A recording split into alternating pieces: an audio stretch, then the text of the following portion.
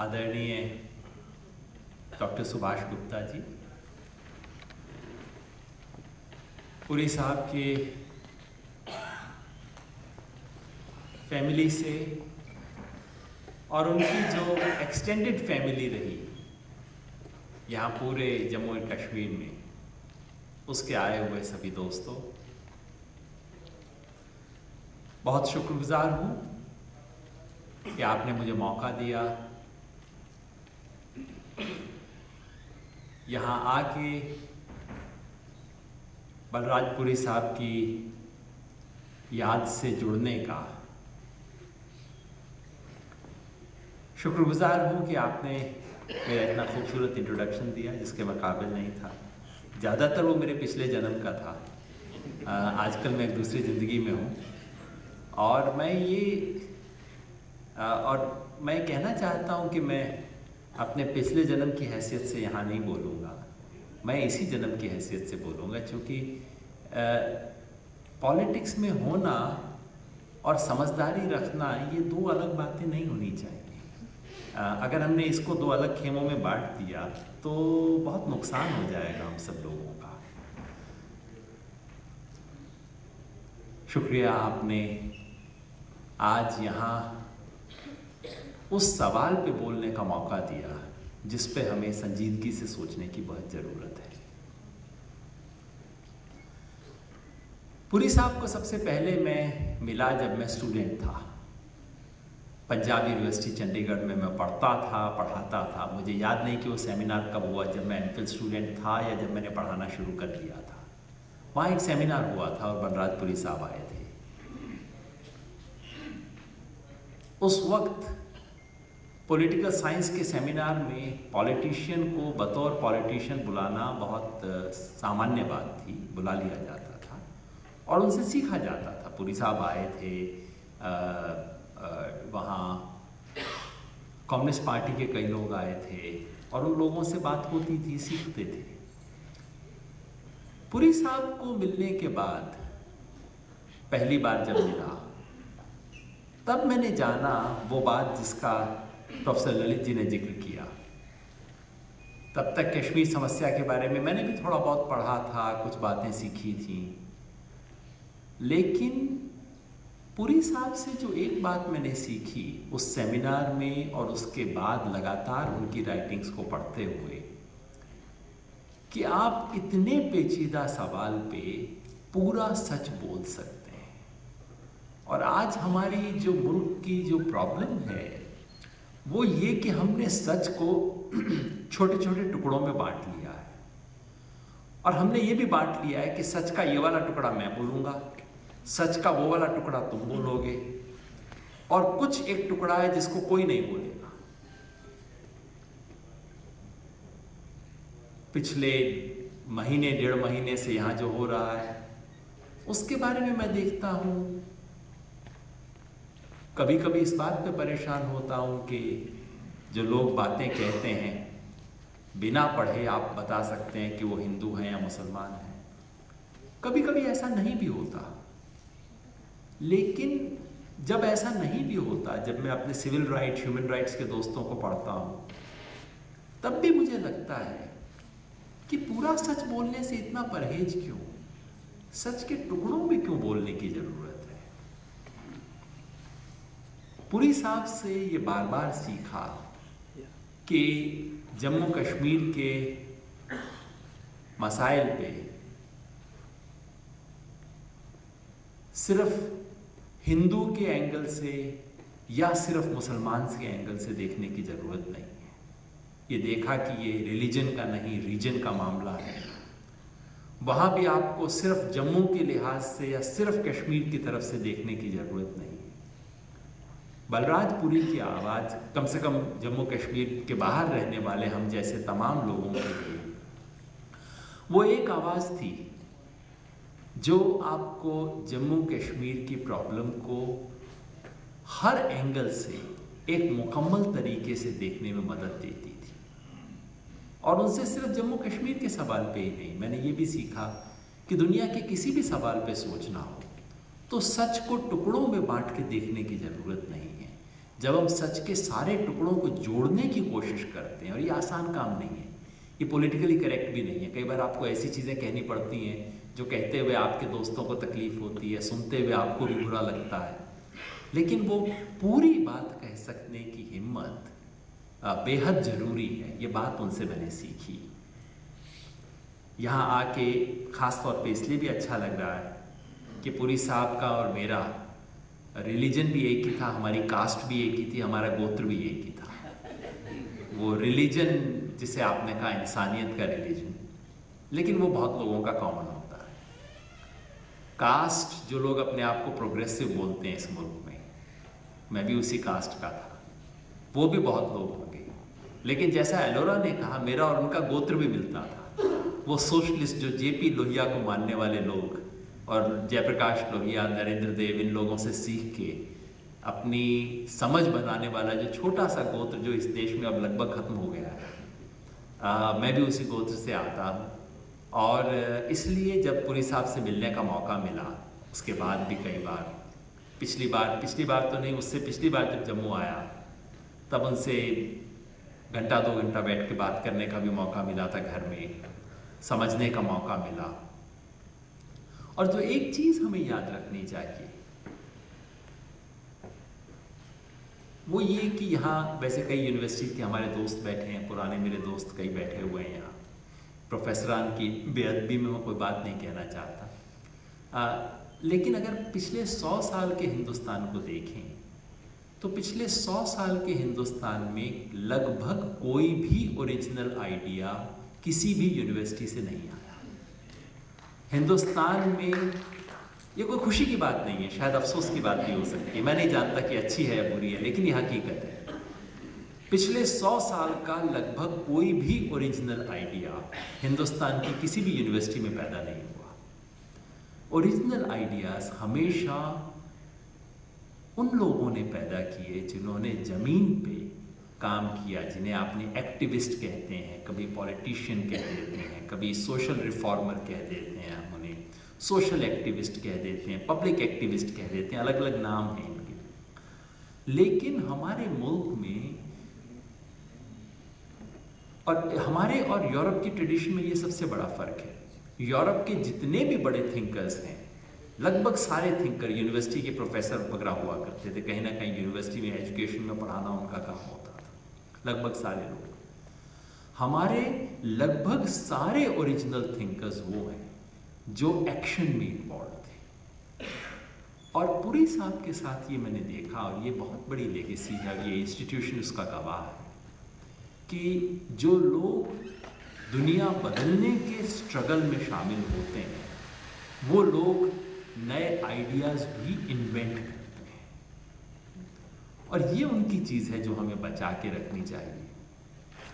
हम हिंदुस्तानियों की एक बुरी आदत है, हम लोगों को बहुत ज़्यादा याद करते हैं और बहुत जल्दी भूल जाते हैं।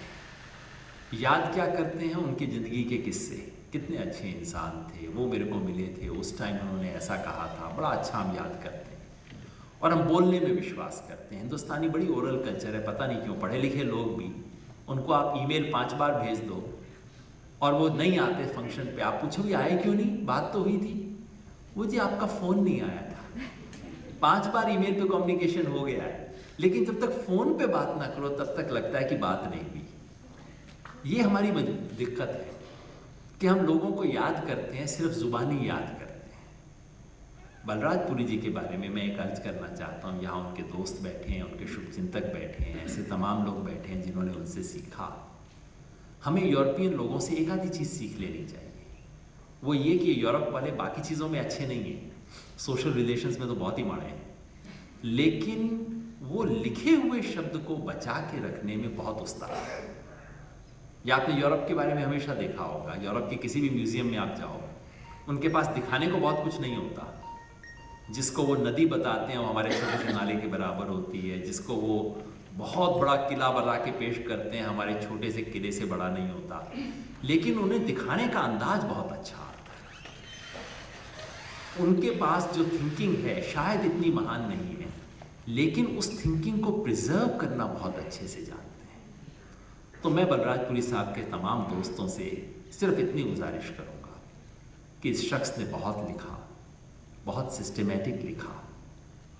आज नई जनरेशन के लिए उसे प्रिजर्व करना और उसको पास ऑन करना, ये हमारी जिम्मेवारी है। और पास ऑन करने का मतलब सिर्फ ये नहीं कि उन किताबों को इकट्ठा कर लिया जाए, उस पे एनोटेशंस देना, किस कॉन्टेक्स्ट में क्या चीज़ लिखी गई थी, उसका क्या इम्पैक्ट हुआ। ये सब चीज़ करने से हॉब्स बना, लॉक बना, इसलिए नहीं कि उन्होंने उस वक्त बहुत बड़ी चीज़ें लिख दी थी। उस कल्चर ने उनके विचारों को प्रिजर्व करके रिप्रेजेंट किया नई जनरेशन के पास। ये करने की बहुत बड़ी जिम्मेवारी है, मुझे उम्मीद है आप सब लोग काम करेंगे। अब मैं अपने सवाल पे आता हूँ। ये मैंने विषय आज का जो चुना भारतीय राष्ट्रवाद का, इसलिए चुना कि पिछले साल भर से इस देश में इस पे चर्चा है। इसलिए भी चुना कि मैं जम्मू कश्मीर में आके बोल रहा हूँ। हालांकि मैं जम्मू कश्मीर के सवाल पे बहुत ज़्यादा बोलूँगा नहीं, मैं कोई बहुत एक्सपर्ट नहीं हूँ, मैं तो खुद सीखता हूँ। यहाँ रेखा जी बैठी हैं, हमारे दोस्त खजूरिया साहब बैठे हैं, मैं इन सबसे पूछता रहता हूँ, सीखता रहता हूँ। और मेरे पास कुछ खास कहने को इस सवाल पे नहीं है, लेकिन कोई सवाल जवाब होंगे मैं अपनी बात कह देता हूँ। और इसलिए भी बोल रहा हूँ कि ये वो सवाल था जिस पे पुरी साहब ने खुद बहुत सोचा था, लिखा था, समझा था। पिछले साल इस देश में राष्ट्रवाद को लेके बड़ी बहस हुई। अचानक जेएनयू का कुछ मसला हुआ और उसके बाद सारे देश में राष्ट्रवाद के ऊपर जम के बहस हुई। दो खेमे बन गए। एक खेमे को जेएनयू से जोड़ दिया गया, प्रोग्रेसिव लोगों का, लेफ्ट लोगों का, रेडिकल, मार्क्सिस्ट, ये सब चीज़ें एक साथ जुड़ जाती हैं लोगों के मन में। JNU, left, progressive, radical, Marxist, English बोलने वाले लोग, बड़े बड़े सेमिनार में जाने वाले लोग, ये सब एक उसमें जुड़ जाता है। दूसरी तरफ संघ परिवार था, आरएसएस, हिंदुत्व। पिछले साल इस देश के अंदर जम के बहस हुई राष्ट्रवाद को लेके। मुझे उस बहस को देख के बहुत कोफ्त हुई। वैसे मैंने भी जेएनयू में थोड़ी सी पढ़ाई की है, लेकिन जैसे जन्म का संयोग हमें नहीं बांधता कि आप हिंदू हो या मुसलमान हो, जम्मू में पैदा हुए हो, कश्मीर में पैदा हुए हो, इससे आपकी निगाह पे फ़र्क नहीं पड़ना चाहिए। इस तरह से आपने अपनी एमए की डिग्री कहाँ से ली, इस पे आपको निगाह पे फ़र्क नहीं पड़ना चाहिए कि आप दुनिया को कैसे देखते हैं। इस बहस को देख के मुझे बहुत कोफ्त होती थी, इसलिए कि इस बहस के जो दो खेमे थे, इस बहस के जो दो खेमे बने, वो दोनों खेमे मुझे बीमार नजर आते थे। और मुझे लगता था कि क्या हाल हो गया इस मुल्क का कि यहां राष्ट्रवाद की बहस इन दो खेमों में हो रही है। शायद आपको बात अटपटी लगे, क्योंकि उस जमाने में मैं जो बोला लिखा, उसको ज़्यादातर लोगों ने सोचा कि अच्छा मैं भी जेएनयू वाले खेमे का हूँ। वैसे भी अगर आप दाढ़ी रखो तो आप आधे तो जेएनयू वाले वैसे ही हो जाते हो, तो उसमें कोई ज़्यादा सोचने की ज़रूरत नहीं। दाढ़ी रखो, झोला लेके चलो, उसके बाद आपके विचार जानने की तो ज़रूरत ही नहीं पड़ती। तो लोगों ने सोचा कि शायद मैं भी उस खेमे का हूँ और उसी तरह से रिसीव किया। और शायद उस वक्त वो बात कहने की ज़रूरत भी थी। जिस किस्म की सत्ता की तरफ से एक किस्म की गुंडागर्दी हो रही थी राष्ट्रवाद के नाम पे, उस वक्त उसके खिलाफ खड़ा होना बेहद ज़रूरी था। लेकिन एक इंटेलेक्चुअल डिस्कशन के नाते, ये देखते हुए कि राष्ट्रवाद पे क्या हमारी पोजीशन होनी चाहिए, मुझे वो पूरी बहस बहुत खोखली नज़र आई। क्यों खोखली नज़र आई? उसके दो कैंप थे। पहला कैंप था जो कहता था कि भारतवर्ष क्या है, एक सांस्कृतिक इकाई है। बीजेपी वाले कहते थे कि एक सांस्कृतिक इकाई है, ऐतिहासिक इकाई है, जिसके प्रति हमें वफादार होना चाहिए। वफादार क्यों होना चाहिए? जिसके प्रति हमें गर्व करना चाहिए। गर्व क्यों होना चाहिए? चूंकि मैं यहाँ पैदा हुआ हूँ, जननी जन्मभूमि स्वर्ग से महान है, जहां मैं पैदा हुआ हूं वो दुनिया की सबसे अच्छी जगह है। इसके बारे में सवाल तुम कैसे पूछ सकते हो? कभी कभी मेरे जैसा गलतफहमी से पूछ लेता था, गलती हो जाती है ना, पूछ लेता था भैया क्या एप्लीकेशन दे के पैदा हुए थे क्या? लेकिन जाहिर है बात सुनने का वक्त नहीं होता लोगों को। तो एक खास तरह का राष्ट्रवाद देश में उभर रहा था जो कहता था कि हम राष्ट्रभक्त हैं। राष्ट्रभक्त हैं क्यों? क्योंकि जहां मैंने जन्म लिया है ये जगह दुनिया की सबसे अच्छी जगह है, इसकी महान संस्कृति है, इसकी महान परंपरा है, हमें इसमें गर्व लेना चाहिए। और जो लोग इस देश में पैदा होने के बावजूद इसकी महान सांस्कृतिक परंपरा में गर्व नहीं कर सकते, वो गद्दार हैं, वो देशद्रोही हैं, उन्हें इस देश में रहने का हक नहीं। एक ये खेमा कहता था। मुझे इतनी शिकायत नहीं थी, मुझे इस खेमे का मैंने विरोध किया है, जिंदगी भर किया है, जितनी जिंदगी बची है उसका करूंगा ही विरोध। लेकिन इनकी बात मैं समझता हूं, मुझे इससे इतनी शिकायत नहीं थी। ये तो बात पुरानी 50 साल से कह रहे हैं। मेरी शिकायत दूसरे खेमे से थी, जिस खेमे में मैं अपने आप को कभी कभार थोड़ा नजदीक महसूस करता हूं। इसके जवाब में हमारे दोस्तों ने क्या कहना शुरू किया। अगर वो लोग राष्ट्रभक्त थे तो जो दूसरे खेमे वाले लोग थे वो राष्ट्र निरपेक्ष हो गए। जैसे गुट निरपेक्ष होता है ना, नॉन अलाइंड रहते हैं, हम राष्ट्र के प्रति थोड़ा निरपेक्ष हो गए कि भाई ये भारत ऐसी भी क्या चीज़ है, ठीक है दुनिया में सब तरह के मुल्क होते हैं, भारत भी एक मुल्क है। वो अगर वो गर्व की आक्रामकता से भरे हुए थे तो मेरे दोस्त असमंजस और संकोच में फंसे हुए थे।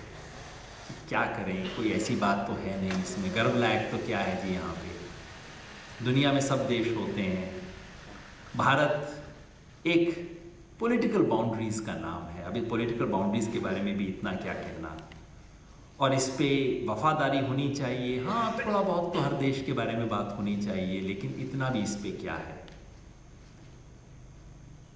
जब एक तरफ से राष्ट्र की बात होती थी तो हमारे दोस्त या तो अंतर्राष्ट्रीयता की बात करते थे या राष्ट्र के अंदर के विभाजन की बात करते थे।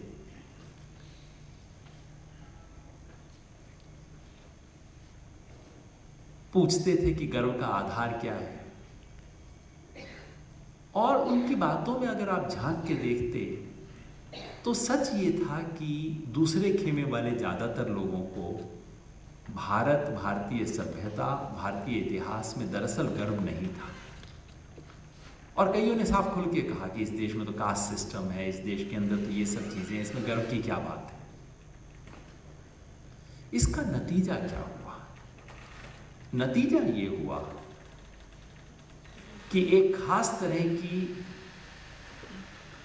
संकीर्ण राष्ट्रवादी सोच आक्रामक हो गई, वो गर्म विचार हो गया। और इस देश के बारे में एक जो समझदारी की सोच थी वो बहुत ठंडी सोच हो गई। वो आप यूं कहिए कि वो राष्ट्रवाद जो खोखला था, जो संकीर्ण था, जो देश तोड़ने वाला था, वो गर्म हो गया, वो आक्रामक हो गया, वो विजयी हो गया। और वो राष्ट्रवाद जो उदार था, जो देश जोड़ने वाला था, वो ठंडा था, वो रक्षात्मक था, वो पराजित था। पहला खेमा एग्रेसिव था, प्रोएक्टिव था। वो आपसे पूछता था कि बोलो भारत मां की जय, बोलोगे कि नहीं बोलोगे। और दूसरा खेमा डिफेंसिव था, एक मायने में डिफीटेड था। इस बहस के अंत में अरुण जेटली ने संसद में या कहीं पे छाती ठोकते हुए कहा कि राष्ट्रवाद की इस बहस का पहला राउंड हम जीत गए हैं।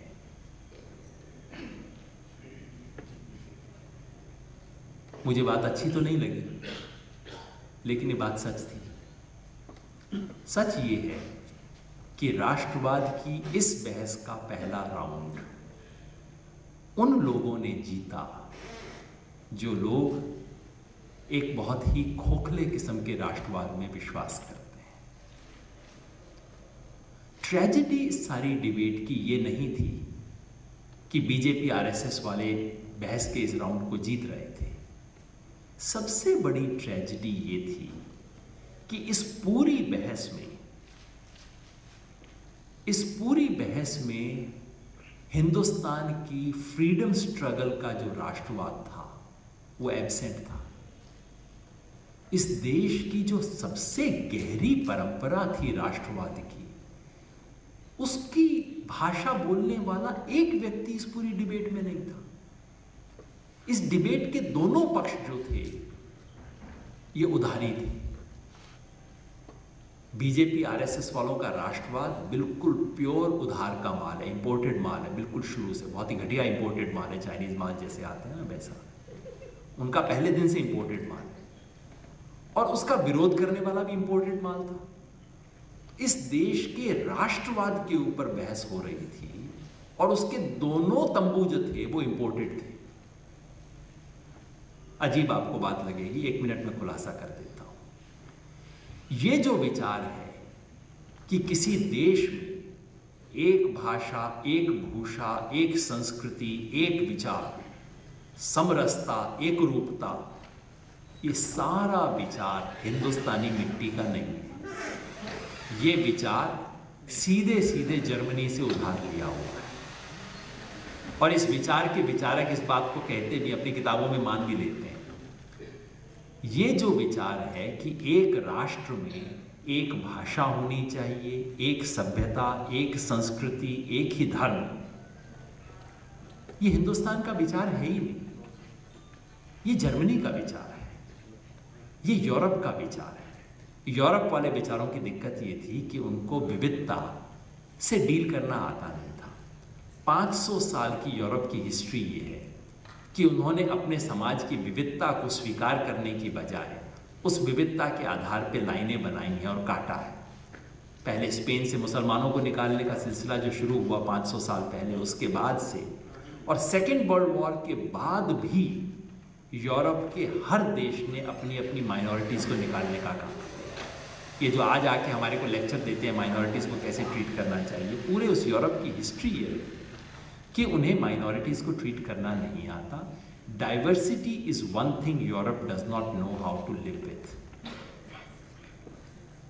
और ये जो सारा विचार, जो यूरोप के नेशनलिज्म का विचार था, यूरोप के राष्ट्रवाद का विचार ये था कि आप किसी तरह से कल्चरल बाउंड्री और पॉलिटिकल बाउंड्रीज को मैच कर दो। जहां एक लैंग्वेज बोलने वाले लोग हों वहां एक कंट्री बन जाए। ये तो हो नहीं सकता था। जिसको जर्मनी कहते थे उसमें फ्रेंच बोलने वाले लोग थे, उसमें इटालियन बोलने वाले लोग थे। तो फिर मार मार के इन लोगों ने जर्मनी में रहने वाले लोगों को जर्मन बनाया। पूरे यूरोप की हिस्ट्री बहुत ही वायलेंट हिस्ट्री है।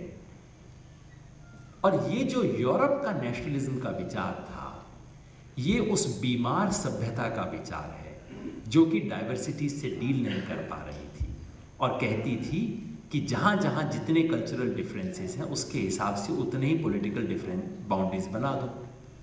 अगर वो होता तो हिंदुस्तान के कम से कम 30 देश तो बनने चाहिए। अगर आप थोड़ा और तरीके से करने लगते तो हिंदुस्तान के 50 मुल्क तो बन जाते इस हिसाब से। तो ये जो आरएसएस का पूरा, आरएसएस और संघ परिवार का जो हिंदू राष्ट्र की अवधारणा है, ये सीधे सीधे जर्मनी से ली गई है। इनको मैं कई बार कहता हूँ, कोई हो तो बुरा ना मानिएगा, लेकिन मैं बात कह जरूर दूंगा। कई बार मेरे आरएसएस के दोस्त मिलते हैं, बड़ी अच्छी बात होती है। मैं कहता हूँ दोस्त तुम्हारे विचार बहुत अच्छे हैं, तुम गलत मुल्क में पैदा हो गए हो, तुम वहां रहो, वहां रहने के इस देश की मिट्टी कुछ ऐसी है कि यहाँ तुम्हारा पौधा चल नहीं सकता। 2-4 टाइम इलेक्शन जीत लोगे, नफरत पे खून की सूझ के तुम कुछ कर लोगे, लेकिन इस देश की मिट्टी बनी नहीं है तुम्हारी चीजों के लिए। दूसरी तरफ ये जो एक अंतरराष्ट्रीयता का विचार है, कॉस्मोपॉलिटनिज्म हिंदुस्तान में जो आजकल चलता है, ये भी प्योर उधारी का माल है। हिंदुस्तान में जो लोग हमारे कपड़े छोड़ देते हैं, साहब के कपड़े पहनना शुरू कर देते हैं, हमारी भाषाएं भूल जाते हैं, अंग्रेजी बोलना शुरू कर देते हैं, अपनी सभ्यता संस्कृति से इतना कट जाते हैं कि वो उसके बारे में कुछ जानते नहीं हैं। वो बेचारे अपने आप को इंटरनेशनलिस्ट डिक्लेयर कर देते हैं, है ना। ये इंटरनेशनलिज्म भी बिल्कुल बिल्कुल खोखला है ना। अगर ये इंटरनेशनलिज्म है तो भगवान बचाए ऐसे इंटरनेशनलिज्म से पूरी दुनिया को। तो ये जो डीरेसिनेटेड इंटेलेक्चुअल्स हैं, जिनका हमारी सभ्यता संस्कृति से ताल्लुक नहीं है, जो इस देश को नहीं समझते, जो घर से नहीं समझते, जिन्हें दरअसल इस देश में रहने पे कुछ थोड़ी सी शर्म ही आती है कि पता नहीं कहाँ पैदा हो गए, वो अपने आप को कॉस्मोपॉलिटन बताते हैं, अपने आप को प्रोग्रेसिव बताते हैं, अपने आप को पता नहीं दुनिया की किस किस चीज़ों से जोड़ के बताते हैं, और अपने आप को उदार बताते हैं। मैं बार बार कहता हूँ भाई, उदार नहीं, ये तो उधार है। तो ये जो दोनों खेमे थे, ये दोनों जो इस देश में राष्ट्रवाद की बहस में जो दो कैंप बने, ये दोनों कैंप यूरोप से पैदा हुई बीमारियों से आए हैं। दूसरे कैंप की बीमारी के बारे में और लंबा मैं बता सकता हूँ, कैसे एनलाइटनमेंट से ही एक अनईज शुरू हो गया था कंटिजेंसीज से, और उससे सभी चीज़ें पैदा हुई थी। खैर उसको भूल जाइए। दोनों तरफ ये दो बीमारियाँ थी, और इस दो बीमारियों में हम क्या भूल गए?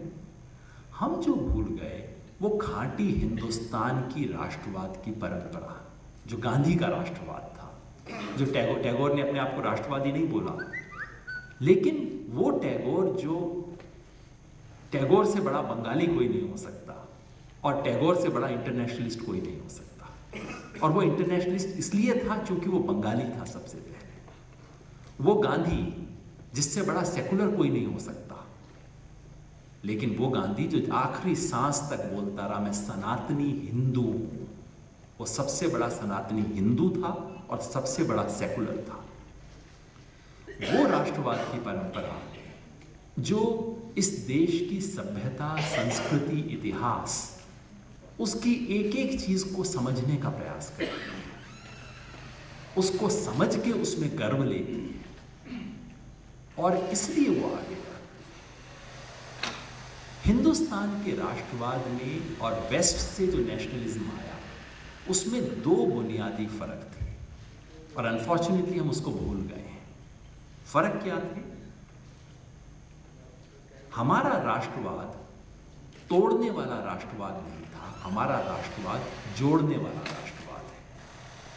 भारत के राष्ट्रवाद ने क्या किया? भारत के राष्ट्रवाद ने देश भर के लोगों को ये सिखाया कि अपनी जाति, अपनी धर्म, अपनी स्थानीयता, उसके झगड़ों से ऊपर उठ के हम सब मिलके एक साथ खड़े हों। और हमारा राष्ट्रवाद दूसरों से बेहतर इसलिए नहीं था कि हम हिंदुस्तानी बहुत ही कोई यूनिक चीज़ हैं, कोई विशेष ऊपर वाले ने पैदा किए हैं, ऐसी कोई बात नहीं थी। सिर्फ ये था कि हमारा राष्ट्रवाद एंटी कॉलोनियल स्ट्रगल से पैदा हुआ था।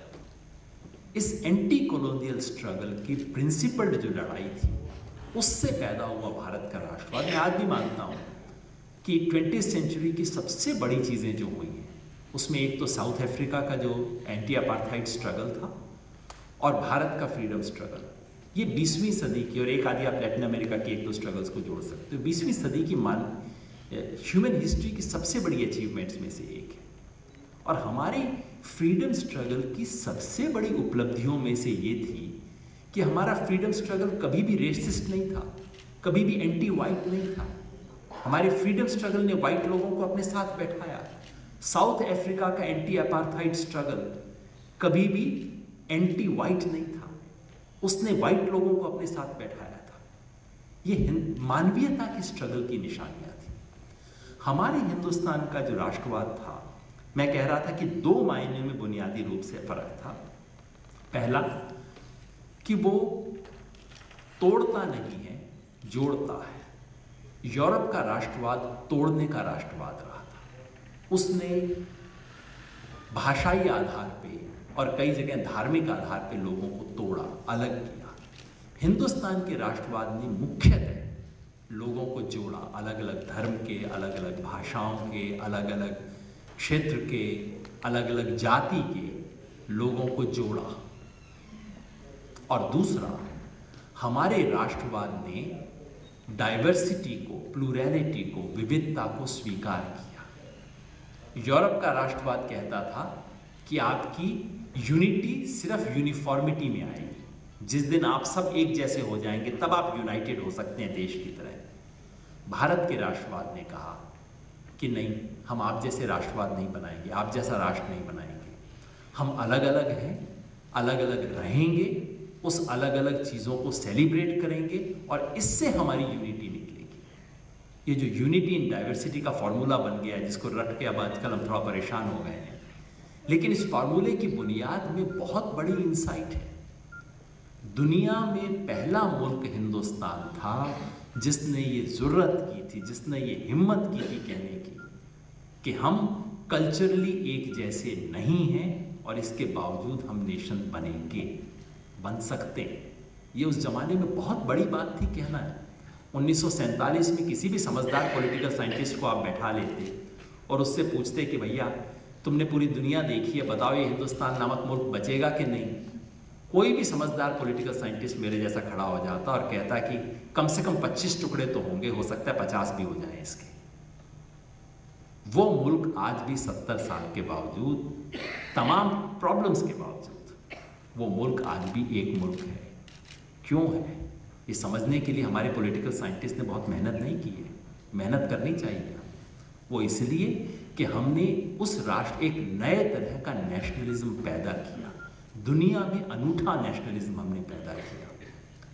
और आज अगर दुनिया बचेगी 21वीं शताब्दी में, क्योंकि आज जर्मनी में भी टर्किश लोग रहते हैं, आज इंग्लैंड में पंजाबी और गुजराती पहुंच गए हैं, आज अगर दुनिया बचेगी तो वो यूरोप के नेशनलिज्म के फॉर्मूला से नहीं बचेगी, वो हिंदुस्तान के नेशनलिज्म के फॉर्मूला से बच सकती है। और दिक्कत ये है कि हम हिंदुस्तान में इस चीज़ को भूल रहे हैं। उस नेशनलिज्म की लेगेसी, हम नेशनलिज्म की जो सबसे बड़ी स्ट्रगल थी, नेशनलिज्म की सबसे बड़ी जो डिबेट है, उसमें हम इन चीज़ों को भूल गए। एक और चीज़ कह दूं, हिंदुस्तान का नेशनलिज्म किसी दूसरे नेशन के खिलाफ नहीं था। हमारा नेशनलिज्म पैदा हुआ एंटी इंपीरियल स्ट्रगल से, और उस इनफैक्ट हिंदुस्तान की निगाह पूरी दुनिया की तरफ गई हमारी नेशनल स्ट्रगल की वजह से।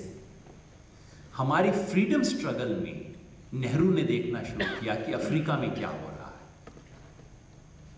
यूरोप के नेशनलिज्म ने एक नेशन को दूसरे नेशन से लड़वाया, हमारे नेशनलिज्म ने हमें पूरी दुनिया से जोड़ा, अफ्रीका के दर्द से जोड़ा, इजराइल में फिलिस्तीनियों के दर्द से जोड़ा। महात्मा गांधी ने फिलिस्तीनियों के बारे में बहुत खूबसूरत बात कही थी।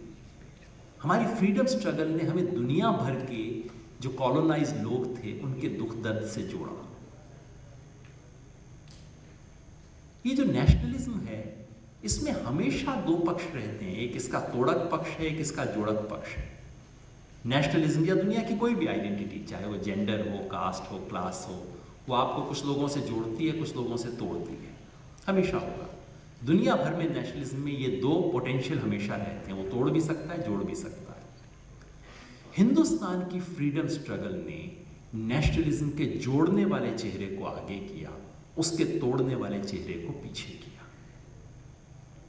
जब तक उस फ्रीडम स्ट्रगल की गति कायम रही, जब तक उसका डायनेमिज्म कायम रहा, जब तक नेशनलिज्म एक एक्टिव फोर्स रहा जिसके में बहस चलती रहे, एक स्वस्थ नेशनलिज्म में हमेशा इसके बारे में एक डिबेट चलती रहती है कि नेशनल होने का मतलब क्या है, नेशन का मतलब क्या है, हम क्यों हैं, क्या हैं, कौन हैं, क्यों हमें हिंदुस्तानी होने में गर्व करना चाहिए।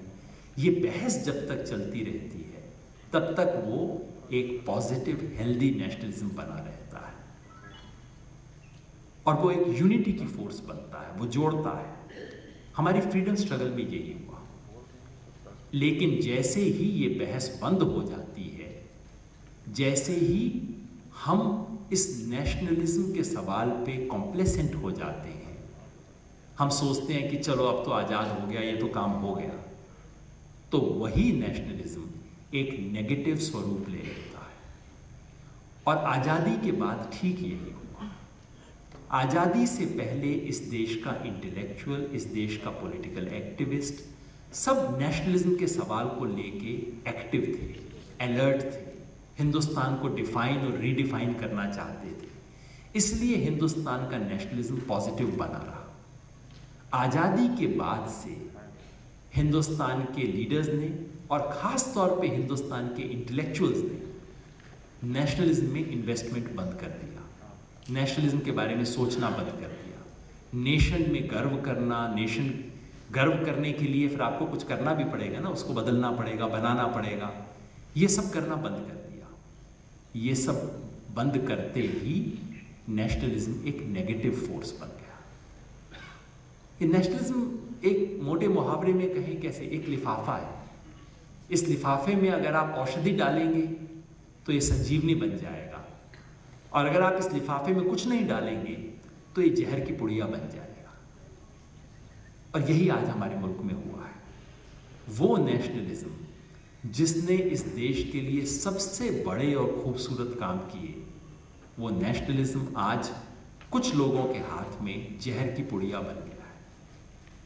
और जैसे यूरोप में होता है, जब नेशनलिज्म जहर की पुड़िया बनता है, जब उसका नेगेटिव फेस सामने आता है, तो वो क्या करता है, एक तो अपने घर के बाहर पड़ोस में दुश्मन ढूंढता है, क्योंकि कुछ करने को चाहिए ना उसे, तो अपने पड़ोस में दुश्मन ढूंढता है और अपने घर में दुश्मन की तलाश करता है। ये सिर्फ भारत में पहली बार नहीं हुआ। यूरोप, जर्मनी के नेशनलिज्म ने क्या किया, सारी दुनिया से पंगा लिया, सारी दुनिया से लड़ाई की और अपने घर में यहूदी को ढूंढा, जिसको ठीक किया, जिसको मारा पीटा, उसको खत्म किया। ये नेशनलिज्म में इतनी पावर है, इतना ताकतवर औजार है कि जब ये अंदर घूम जाता है तो ये बहुत मारकाट करता है। और मैं इसके लिए उन लोगों को सिर्फ जिम्मेवार नहीं मानता। बहुत आसान है कह देना कि आरएसएस वालों ने, संघ परिवार वालों ने ऐसा किया है। मैं नहीं मानता। मैं इसके लिए उन लोगों को दोषी ठहराता हूँ, इस हॉल में बैठे हुए जब तमाम लोगों को दोषी ठहराता हूँ जो इस देश में यूनिवर्सिटीज़ में रहे, जो लोग यहाँ के पॉलिटिकल एक्टिविज्म में रहे, जो इस देश की सेकुलर नेशनलिस्ट विरासत जिनके पास आई और जिन लोगों ने इस विरासत को नेग्लेक्ट कर दिया। अगर इसे ठीक करना है तो क्या करना होगा? मैं 2-4 प्रपोजल्स देना चाहता हूं। बुनियादी बात ये, अगर हम आज भी पिछले साल डिबेट में हारने के बाद भी, और मान लीजिए कि हम हार रहे हैं उस डिबेट में, क्योंकि कोई किसी चीज़ को रिपेयर करने की शुरुआत तभी होती है जब हम मानते हैं कि कोई चीज़ खराब हो गई है। पिछले साल हमने अपनी यूनिवर्सिटीज़ में दोस्तों के बीच में डिबेट हम भले जीत गए हों, लेकिन सच बात यह है कि सड़क पे साधारण चलते हुए व्यक्ति से आज भी मैं मिलता हूं तो लोग कहते हैं, योगेंद्र जी वैसे आप बड़ी समझदारी की बातें करते हैं, लेकिन पिछले साल क्या आप इन देशद्रोहियों के साथ खड़े हो गए थे? ये कोई काम की बात? ये एक नॉर्मल रिएक्शन है इस देश के सड़क पे रहते हुए। जो व्यक्ति टेलीविज़न देखता है उसके मन में ये बात आई है। आपको उसे रिकवर करना है, बहुत बड़ी चैलेंज है। ये जेएनयू का मामला नहीं है। जेएनयू के बारे में मेरे अपने विचार मैं कभी दे दूंगा, वहाँ की डिग्री लिए से उस विचारों का कोई ताल्लुक नहीं है। ये सवाल इस देश की राष्ट्रवाद की परंपरा को बचाने का है, और ये सवाल इस देश के फ्यूचर का सवाल है। ये राष्ट्रवाद की परंपरा अगर नहीं बचेगी तो हिंदुस्तान नहीं बचेगा। तो क्या कर सकते हैं? फ्यूचर ऑफ नेशनलिज्म से मेरा यही अर्थ है। पहली चीज़ जो हमें आपको समझनी होगी, बिल्कुल बुनियादी चीज़, कि हमें इस राष्ट्रवाद के विचार में इन्वेस्ट करना होगा। ये कोई हल्का विचार नहीं है। ये कोई आजकल हमारी यूनिवर्सिटी में कई दोस्तों को शौक हो गया है, पोस्ट नेशनलिस्ट हो गए हैं, राष्ट्रवाद वगैरह से आजकल हम ऊपर हो गए। मैं हाथ जोड़ के सबसे विनती करना चाहता हूँ, ये लग्जरी हम अफोर्ड नहीं कर सकते। ये काम अमेरिका की यूनिवर्सिटी में जाके कर लेना, यहाँ मत करो। ये काम बहुत ज़्यादा जरूरी, यहाँ ज़्यादा जरूरी काम कर रहे हैं। ये छोटे मोटे इंटेलेक्चुअल लग्जरी वहाँ छोड़ा होना। हमें इस देश के नेशनलिज्म में इन्वेस्ट करना है। कैसे करें? हमें ये पूछना है कि क्या इस देश में सचमुच कुछ गर्व करने लायक है? ध्यान से पूछना है, ईमानदारी से पूछना है और उस विचार को देश और दुनिया के सामने पेश करना है। मैं छोटा सा एक उत्तर दे देता हूं जो मेरे मन का उत्तर है। मुझे भारतीय होने में गर्व है और ये बात मैं मन से कहता हूं, अंदर से मुझे गर्व है भारतीय होने में। क्यों गर्व है? 3 विचार हैं इस दुनिया के जो कि इस दुनिया के फ्यूचर को बचाएंगे और वो तीनों विचार भारत में पैदा हुए हैं। पहला, डेमोक्रेसी। डेमोक्रेसी, मैं ये नहीं कह रहा कि वो लिच्छवी गणराज्य में, गणतंत्र में पैदा हुई थी, वो सब बेकार की बातें कहने की। वो जरूर ग्रीस में उसके विचार के ओरिजिन रहे होंगे, 300 साल पहले यूरोप में शुरू हुआ होगा, लेकिन डेमोक्रेसी के आइडिया को समझा जाता था कि ये तो संपन्न अमीर लोगों की लग्जरी है जो वो अफोर्ड कर सकते हैं। गरीब अनपढ़ मुल्क डेमोक्रेटिक हो सकते हैं, ये दुनिया में किसी को यकीन नहीं था। भारत दुनिया का पहला देश था जिसने दिखाया कि गरीबी में, अनपढ़ता में आप एक वाइब्रेंट डेमोक्रेसी क्रिएट कर सकते हैं और गरीब डेमोक्रेसी के अंदर पार्टिसिपेट कर सकते हैं। भारत ने डेमोक्रेसी के आइडिया को डेमोक्रेटाइज किया, इसलिए मुझे गर्व है भारतीय होने में। दूसरा, जो मैंने अभी कहा, डाइवर्सिटी। एक नेशन स्टेट में आप डाइवर्सिटी रख सकते हैं, इससे पहले कल्पना नहीं थी। यूरोप वाले तो सोच के हैरान थे कैसे हिंदुस्तान एक मुल्क बन के रह सकता, हो ही नहीं सकता। डाइवर्सिटी और नेशन स्टेट का आपस में 36 का आंकड़ा है, पूरी दुनिया मान के चलती थी। भारत दुनिया का पहला देश था जिसने दिखाया कि डीप डाइवर्सिटी और डेमोक्रेसी और नेशन स्टेट दोनों जुड़ सकते हैं। दिक्कत रही, कई दिक्कत है, हम जरूर चर्चा करेंगे, लेकिन भारत ने दिखाया और सारी दुनिया को उस रास्ते पे चलना पड़ेगा, मुझे इसका गर्व है। और तीसरा, डेवलपमेंट। ना तो हमने डेवलपमेंट किया है, ना हमने पॉवर्टी खत्म की है इस मुल्क में, लेकिन एक विचार था कि डेवलपमेंट को आप अंतिम व्यक्ति के आंसू पहुंचने से मेजर करेंगे। ये विचार आज भी हकीकत नहीं बना है, कहीं पे भी हिंदुस्तान में नहीं बना है, लेकिन ये विचार और अंतिम व्यक्ति के अगर आंसू पहुंचने हैं तो आपको मॉडर्न डेवलपमेंट के विचार से आगे जाना होगा, उससे इतर सोचना होगा। ये बात भारत में पैदा हुई, मुझे इस चीज का गर्व है। अब आप कह सकते हैं कि ये तो बीजेपी वालों से बहुत अलग विचार है, वो तो होना ही है, पर भारतीय होने में आपको क्यों गर्व है, इसका हर 25-30 साल बाद आपको नया उत्तर बनाना पड़ेगा। अगर आप हर जनरेशन में इस सवाल का नया जवाब नहीं निकालेंगे, आप ये लड़ाई हार जाएंगे और वो इस देश की प्राणवायु, इस देश की औषधि, इस देश की संजीवनी जहर की पुड़िया बन जाएगी। ये सबसे बड़ी हमारी चुनौती है, आज हमें इसे बचाना है।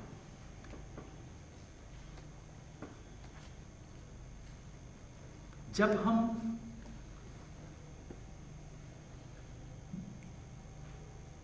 कहते हैं कि हम नेशनलिज्म में इन्वेस्ट करें, हमें एक भारतीय होने में क्यों गर्व है, इस बात को रखें। और अगर हम भारत के राष्ट्रवाद की परंपरा से जोड़ के इसे रखते हैं तो अब आप देख सकते हैं कि ये गर्व ऐसा नहीं है जो मुझे पाकिस्तान से लड़ा है। भारतीय राष्ट्रवाद की ये परिभाषा हमें लड़ने के लिए आमंत्रित नहीं करती, हमें अपने आप सुधरने के लिए आमंत्रित करती है। राष्ट्रवाद की ये परिभाषा मुझे ये कहने पे आमंत्रित करती है कि ये अगर राष्ट्रवाद है तो जरूरी नहीं कि हिंदुस्तान की बाउंड्री में पैदा हुए लोग ही सिर्फ दुनिया के सबसे अच्छे लोग हैं। अगर कोई कहता है कि नेल्सन मंडेला ने इन चीज़ों को ज़्यादा अच्छा व्यवहार किया, मैं नेल्सन मंडेला को सैल्यूट करूंगा, मैं फैज़ अहमद फैज़ को सैल्यूट करूंगा, मैं इन सबको सैल्यूट करूंगा। हिंदुस्तानी होने में गर्व होते हुए, ये हमारी नेशनलिज्म की ट्रेडिशन है, ये हमारी नेशनलिज्म की स्ट्रेंथ है। ये गांधी ने किया, ये टैगोर ने किया, ये नेहरू ने किया, ये लोहिया ने किया। अगर हम आज इसको नहीं बचा के रख सकते तो हम खत्म हो जाएंगे। एक आखिरी बात और कहूँगा, ये सब बड़ी आदर्श की बातें हैं, ऊंची बातें हैं, एब्स्ट्रैक्ट बातें हैं। राष्ट्रवाद की बहस में हमेशा आपको कुछ कसौटियां बनानी होगी। राष्ट्रवादी कौन है, राष्ट्र विरोधी कौन है? सवाल यही था ना कि तुम देशभक्त हो कि देशद्रोही हो, मुझे साफ बता दो। आपके पास कोई परिभाषा नहीं थी। आप उस लड़ाई में गए और आपको देशद्रोही करार दे दिया गया। जरा ध्यान से सोचिए, अगर दोबारा हम देखें तो क्या होनी चाहिए राष्ट्रवादी और देशभक्त होने की और देशद्रोही होने की परिभाषा? पहली सिंपल परिभाषा ये है, मैं 4 कसौटियां आपको बताता हूं देशभक्त होने की क्या कसौटियां होनी चाहिए। पहली कसौटी ये कि सच्चा देशभक्त वो जो इस देश में रहने वाले हर इंसान के दर्द को महसूस करे, उसे अपना दर्द माने, वो कसौटी होनी चाहिए ना। इस देश में बहुत बड़ा सूखा पड़ा, शायद इधर नहीं पड़ा था, पिछले साल सूखा पड़ा।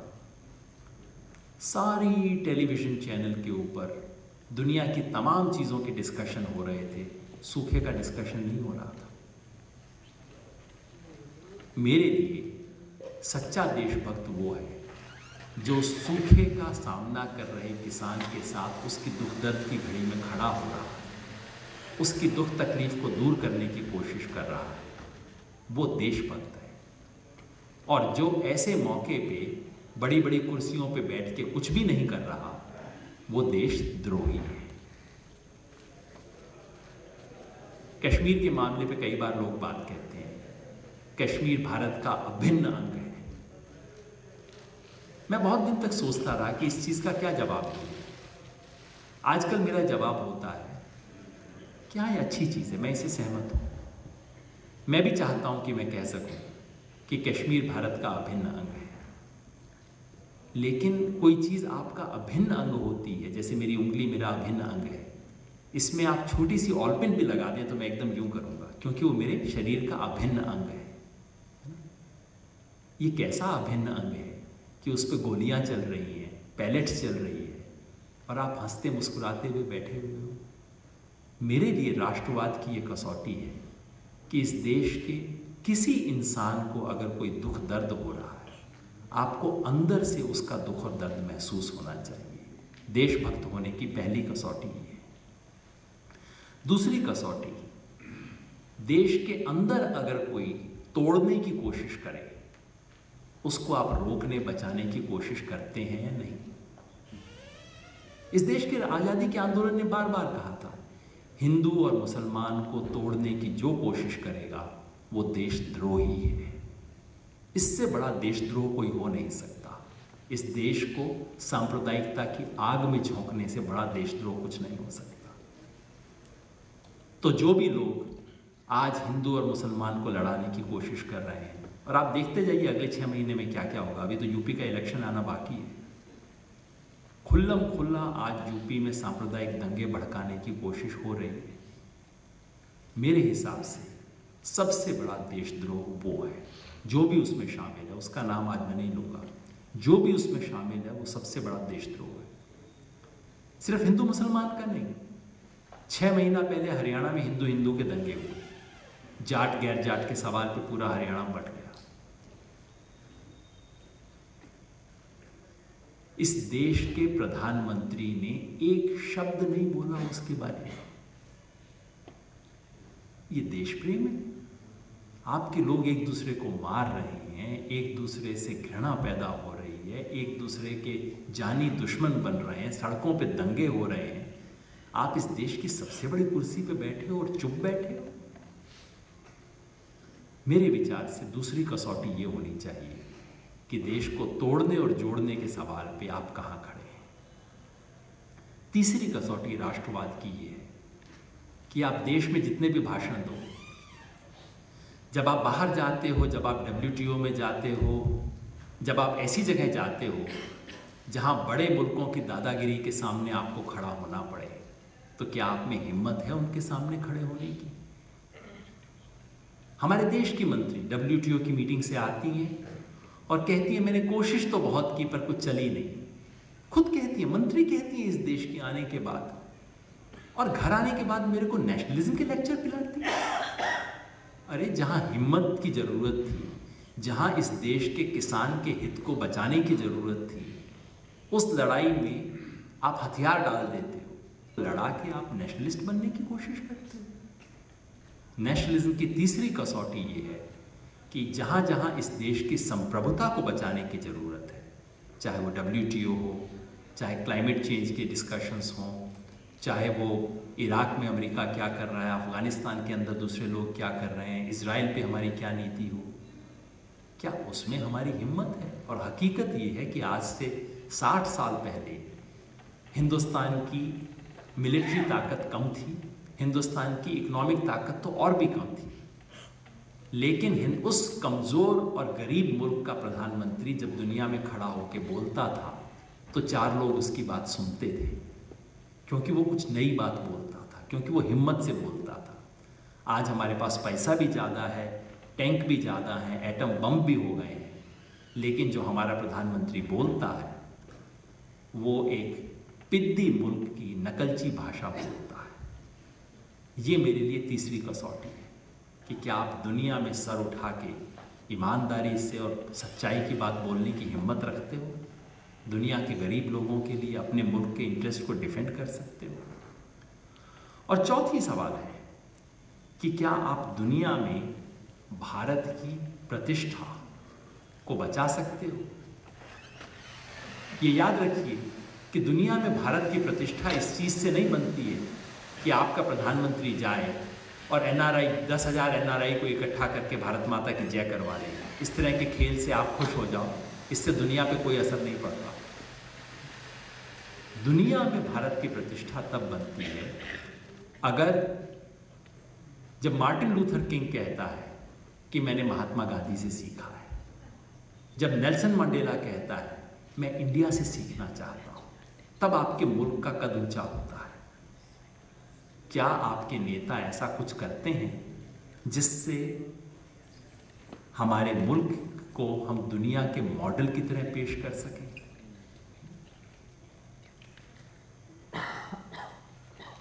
आपके मुल्क की इज्जत उस दिन नहीं बढ़ती है जब आप किसी को पिस्तौल दिखा के कहते हैं, डंडा दिखा के कहते हैं बोल भारत माता की जय। ये आपके मुल्क को छोटा बनाता है। पाकिस्तान में कोई आदमी था जिसको पता नहीं शौक हो गया, विराट कोहली का फैन बन गया वो, और उसने उठा के एक झंडा लगा दिया अपने घर पे विराट कोहली का।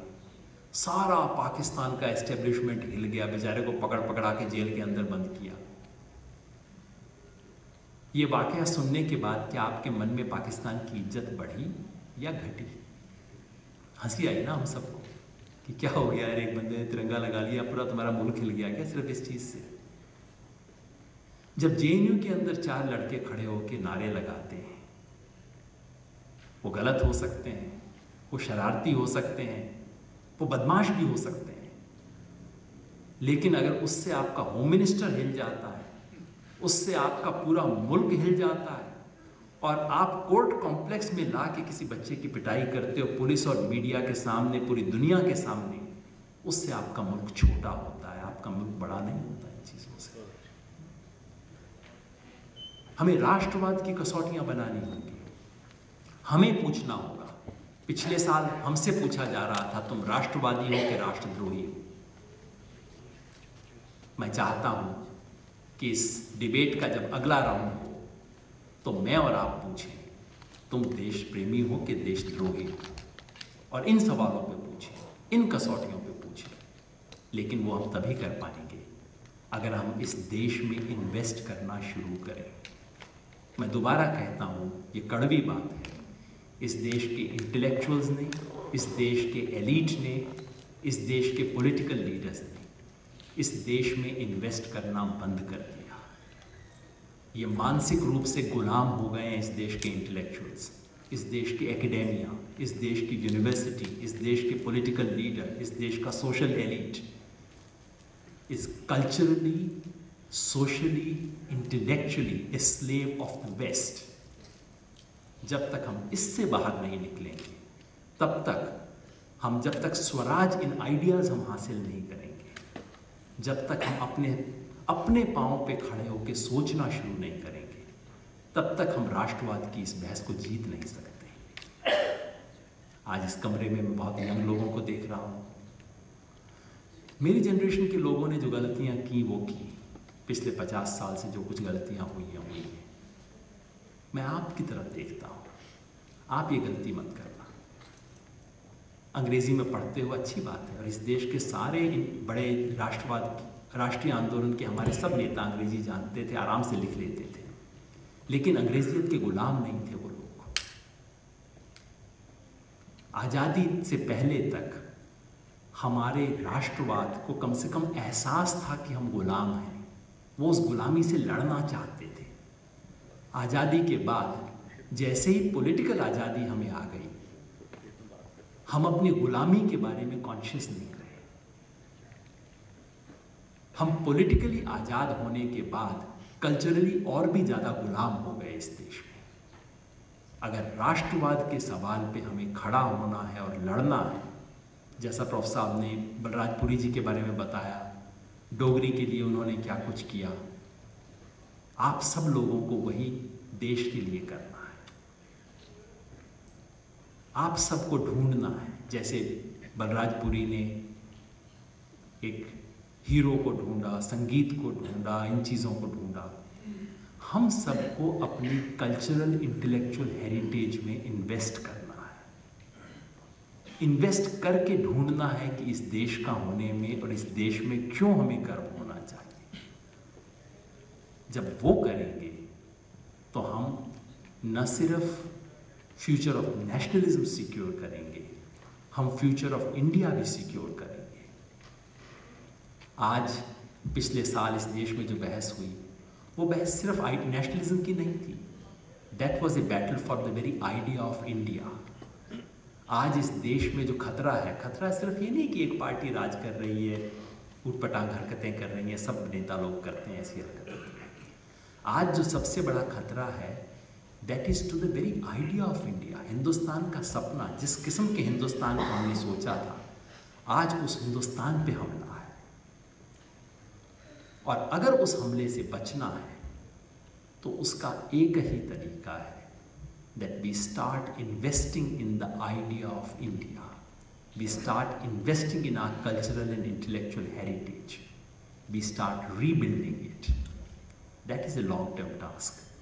But that is why we need to remember people like Balrajpuri who invested in this long-term task. Thank you very much.